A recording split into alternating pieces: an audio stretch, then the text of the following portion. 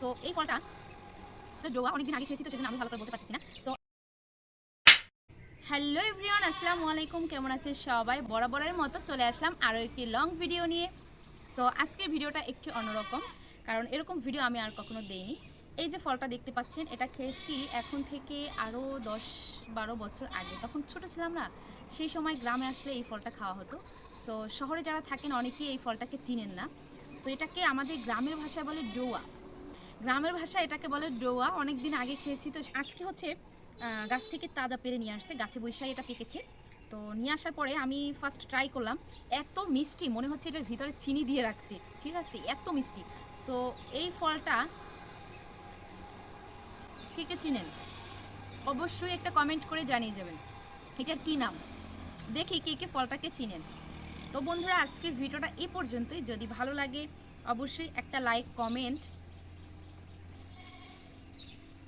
এবং আমার চ্যানেলটিকে সাবস্ক্রাইব করে দেবেন। আল্লাহ হাফিজ।